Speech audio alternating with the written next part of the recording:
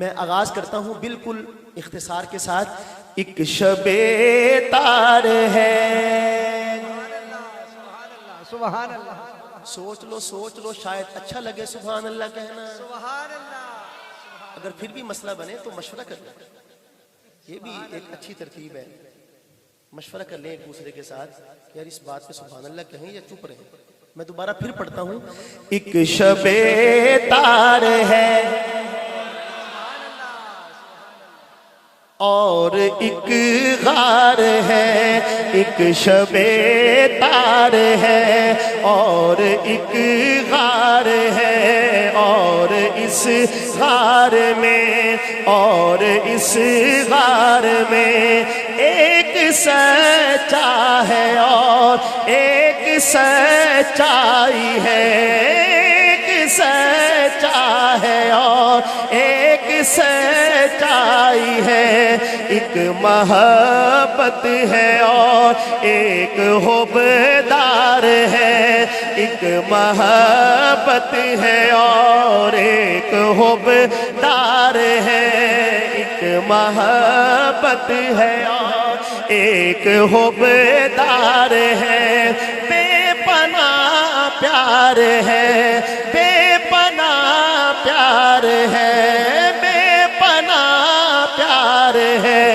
میرے اللہ کا اپنے محبوب سے بے پناہ پیار ہے. میرے صدیق کا اپنے محبوب سے بے پناہ پیار ہے. بے پناہ پیار ہے. تھی لگتے تو صوفی ہو لیکن پتہ نہیں کتھوں دے صوفی ہو. بے پناہ پیار ہے. بے پناہ پیار ہے. جس پہ شاہد ہے نورانی فرمان بھی.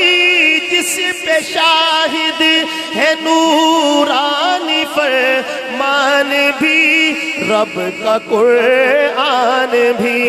رب کا قرآن بھی. رب کا قرآن بھی. بے پناہ پیار ہے. بے پناہ پیار ہے. بے پناہ ہے. بے پناہ. ٹائٹل مصرع ذرا میرے ساتھ مل کر محبت سے بولے. بے پناہ. اب میری طرف دیکھیے گا ذرا. زانو بے یار پر سبحان اللہ. زانو بے یار پر یار فی الغار پر دولت دو جہاں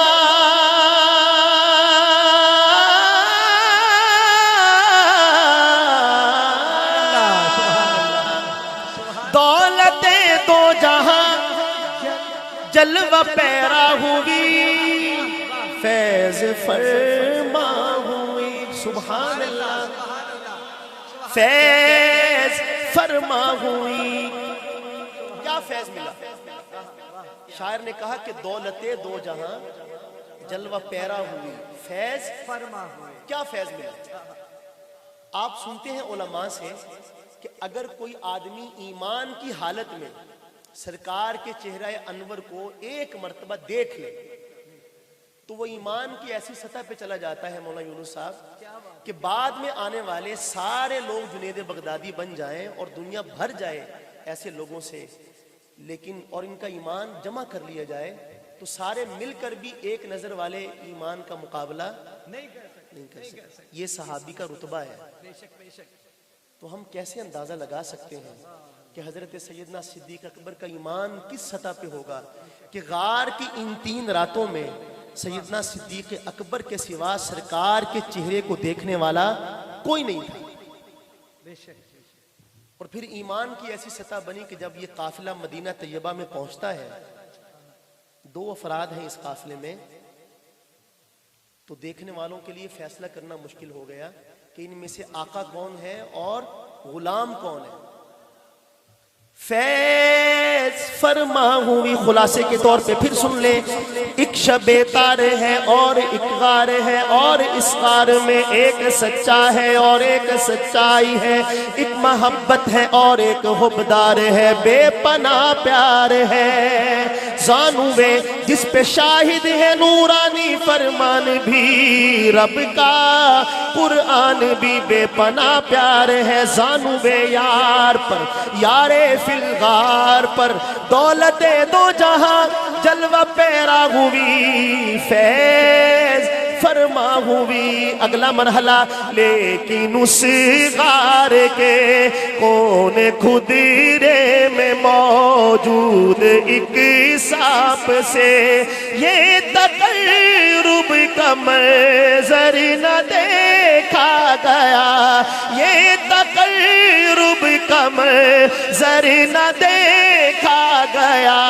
شوخ نے ڈس لیا سانپ نے ڈس لیا, سانپ کے زہر سے ضبط صدیق اکبر کا ٹوٹا, مگر سانپ کو کیا خبر, سانپ کو مل کے بولیے ذرا, سانپ کو کیا خبر, سانپ کو کیا خبر, بے پناہ پیار ہے, بے پناہ پیار ہے. سانپ کو کیا خبر, اس کی تر آنکھ سے ان کے رخ سارے تک نقرئی آب کا مہر میں خواب تک جو سفر ہو گیا معتبر ہو گیا,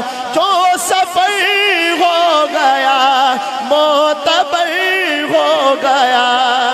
ہجرت کی رات ہی نہ فقط ہم سفر رہے, صدیق ہم رکاب نبی عمر بھر رہے.